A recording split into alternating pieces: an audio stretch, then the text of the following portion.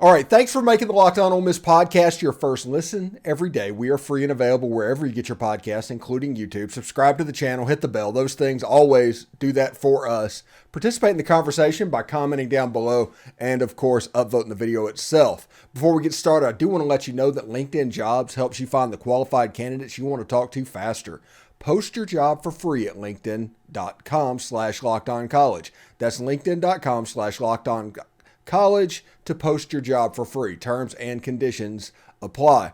They sponsor John Garcia, who comes by our show quite frequently. And now we're in that little bit of an in-between time where the late signing day is coming up in a couple of weeks. But a lot of the attention is shifting to 2024 because we're at the point now where the 2023 teams, the roster is about 85% built at this point. Anyway, how you doing, John? I'm doing well, Steven, just like you, just trying to keep up with all the flying bullets, with our head on a swivel. It's a fun time of year, but like you said, it's turning the page while also being reminded basically daily that the portal is as frantic and fluid as it's ever been. Yeah, I absolutely love the portal. I love the chaos it causes. And honestly, I like that it de-emphasizes high school recruiting on certain levels because it can allow kids to be kids for longer. Whenever kids have to give up 2 and 3 years, like age 14 to 17, that is always sat poorly with me. That's a good point, and I know there's going to be some potential movement with how we handle these seniors signing. I think that's going to be a big conversation moving forward, and the portal is really the driver for that movement. So if they have more time or at least a more concrete plan going forward, I think it'll help them in the long run for sure. Because there's no doubt the portal is impacting those guys in a big way. Yeah, it really is.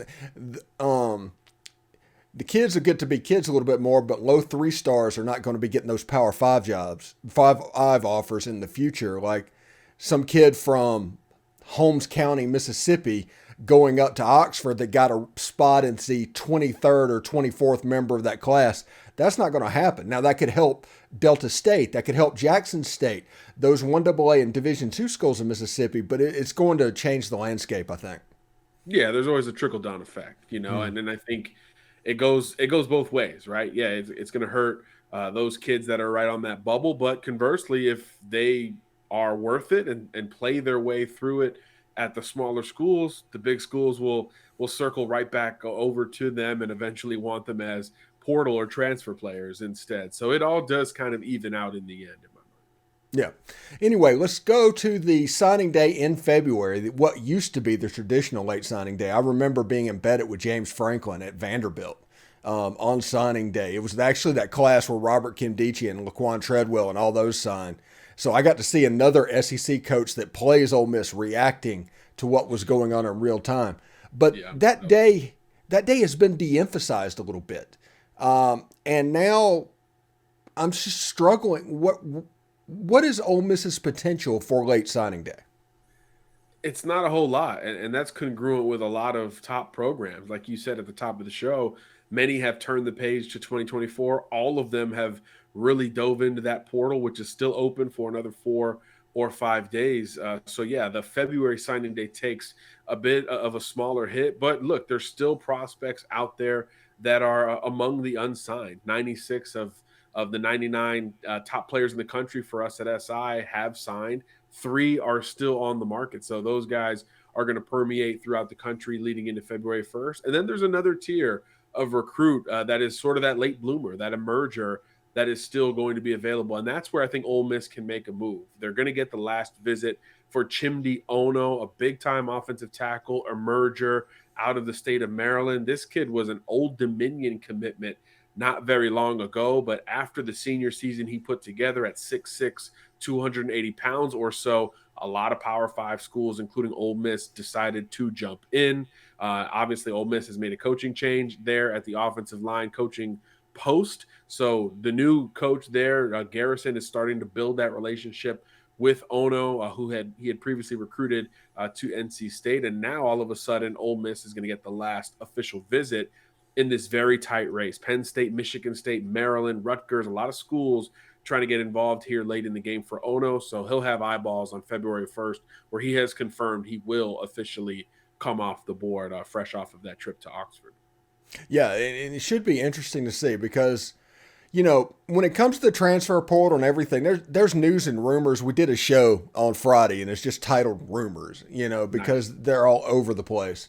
And in recruiting, like Ono does not need to fall between the cracks because if he gets picked up, that's a pretty solid little pickup for the Red, don't you think?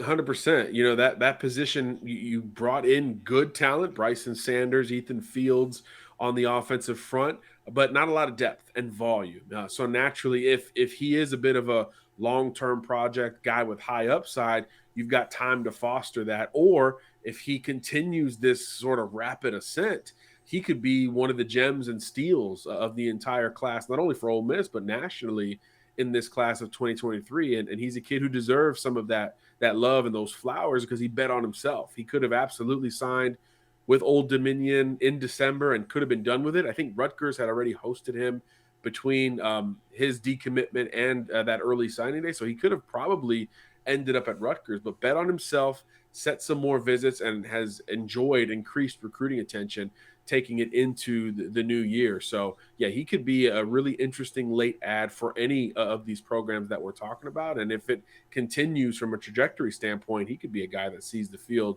sooner than we're all expecting. All right. After signing day, where they're obviously going to turn the page, and Ole Miss and everybody else has been recruiting this guy. But this year, Centarian Perkins is Kamarion Franklin. He's from Lake Cormorant. He's a defensive lineman. Mississippi assembly line produces defensive linemen. Yeah. Whenever there's a top-rated defensive lineman, you need to pay attention to him. Tell me a little bit about Kamarion and what that recruitment looks like a year out. Look, 6'5", 265, can play outside. His body is starting to tell us maybe he's going to work inside at the next level. You think of some of the great Mississippi defensive linemen coming out in the last decade, and we've had that conversation about several of them. But at a minimum, this is an ultra productive game wrecker. He's already Lake Cormorant's all-time leading sacker. He's double digits every year coming off the edge, but again, has that opportunity to work inside, just bigger, faster, stronger than just about everybody who is trying to block him. But he's still got that juice. He's got that ability to bend despite being heavier that is really intriguing to focus on. So he'll be the commodity in the class of 2024. A bunch of offers. Of course, the Egg Bowl programs have been in his ear from day one, and the rest of the SEC has basically followed suit. So it's going to be an uphill battle against the Mississippi State Bulldogs, LSU, Alabama, Georgia, all involved. Miami just got involved late. Colorado and Deion Sanders is getting involved now. They were, of course, on the offer sheet back in the Jackson State days. So this is going to be a hot and heavy recruitment that has, in my opinion, some staying power. I think this thing is going to stay very hotly contested throughout the rest of the calendar year of 2023. He's got a top 10 out right now with a lot of the schools that I just mentioned, but nothing concrete relative to trimming his list. He's well-traveled, again, extremely high coveted. He's been to Ole Miss several times in the last year or so, including for a game, I believe, in September most recently. So this is going to be, again, a measuring stick. How are we recruiting type of battle to track with Kamarion Franklin? Again, maybe the runaway number one player in the state, just like we saw, as you mentioned, with Centarian Perkins in the 2023 cycle. Yeah, it's a big get, and I think it's a decent class in the state of Mississippi. 6 or 7 4-star level players, isn't that right? Yeah, it's looking good, and it's starting to grow here just a little bit. I think when we look back at the fall of the 2022 season, there's going to be some players that have sort of played their way onto more major college football radar to then pair with the guys like Kamarion, who have been known commodities for quite some time. So excited to see that play out, basically starting now with coaches back on the road and obviously playing out through the rest of spring practice and the camp and combine circuit that's also going to get going here simultaneously across the country. So Mississippi is one state that we, from a national perspective, always look at as very good at the top, how much depth thereafter. And the 24 cycle early on looks like it's going to have both great players at the top and some depth throughout. That's going to be beyond, a typical Egg Bowl type of recruiting battle, which is always good for the state. Yeah, exactly. Now let's turn the page just a little bit and start talking a little bit about Walker White. Now with Damon Williams committing to Ole Miss, that brings a dynamic question into play that 2 months ago we weren't thinking about. What's going on there?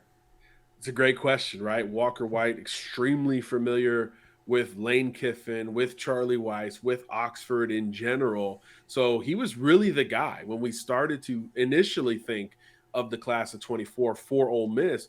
He was kind of always considered the guy. Bama took its shot. Other schools have taken their shots. And now all of a sudden, Ole Miss picks up the pledge of Damon Williams. But unlike the 23 cycle, where once they got Marcel Reed, they were kind of quiet on the quarterback recruiting front, I do think you'll see an increased effort to potentially bring in two quarterbacks for Ole Miss in this cycle. One, because of the numbers. Obviously, the portal could change that in a hurry, but in terms of high school numbers, they haven't been there for Ole Miss at the quarterback position. So I think beyond Williams, White could be not only a nice second quarterback, but a nice stylistic counter to Damon Williams, a true dual threat. Walker White, a little bit more conventional, coming out of Little Rock, Arkansas. But here's the question. How can Ole Miss stay in this race? Because a lot of schools want in on Walker White. After Dylan Raiola, he's arguably the most coveted, uncommitted 2024 quarterback. Jaden Davis out of Charlotte is another one in that conversation. So that means Clemson and Texas A&M and LSU and Baylor and all these schools in that sort of Texas to the Carolinas corridor are going to kick the tires on Walker White now that Ole Miss has a quarterback on board. Bama has its quarterback on board for 2024. So those dominoes are going to fall and allow more schools to try to get involved. And sure enough, in the month of January, from here on out, White is going to be very busy on the visit trail. 5 or 6 trips are already on the docket to some of those schools that we just mentioned. Ole Miss, not currently one of them. So you wonder just how much on both sides of this equation having a quarterback already on board is going to affect this thing. Yeah, and if you look at the transfer portal right now for this transfer portal period, there's rumors of Walker Howard. Tell me a little bit about Walker Howard and what he would bring. Look, this is a big-time quarterback, one of the best in the country coming out last year. Obviously, ended up sticking with LSU despite that coaching change from Coach O to Brian Kelly. But before that point, Notre Dame, Alabama, Georgia, a lot of schools were trying to flip Walker Howard from LSU. So he's extremely coveted coming out of the state of Louisiana. Big physical player who can absolutely stand in the pocket and rip the football to all 3 levels. But he's got this kind of cool and stature and athleticism that he plays with outside the pocket that really makes him even more intriguing relative to the modern game. And those are the traits that you start to say, well, if Ole Miss is going to get involved, there's a heck of a fit here because he's smart, he's experienced, coming out of St. Thomas More, won state titles up there.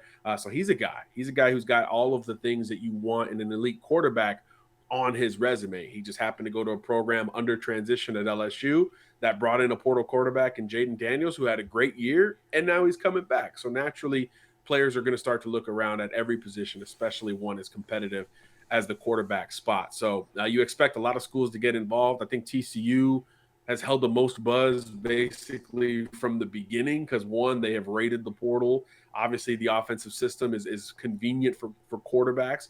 And then there's some ties that they have to Louisiana, not only geographically with their coaching staff, but with Jack Besh, the former LSU player that has already announced his transfer destination to TCU. So beyond the Horned Frogs, there's a lot of other schools in that next tier trying to make a play. And if Ole Miss is one of them, it would make a lot of sense. We've seen them attack the portal year after year. Obviously, Jackson Dart is coming back, but not a lot of depth thereafter. So you need bodies immediately in this 2023 spring and eventual fall season. And there's not a lot of better pure talents available than a Walker Howard. So that would be a huge potential recruitment to track for Ole Miss fans. Absolutely. And thanks again for making the Locked On Ole Miss podcast your first listen every day. Make sure you check out our brand new podcast, Locked On College Basketball. It's everything you need to know about college basketball in one place. Plus, hear from big name experts, insiders, coaches, and players. Locked On College Basketball, available on YouTube and wherever you get your podcast. Thank you very much, John, for stopping by, dropping a little knowledge on us, and I look forward to talking to you again, bud. Sounds good, my friend. Thanks for having me. All right, man.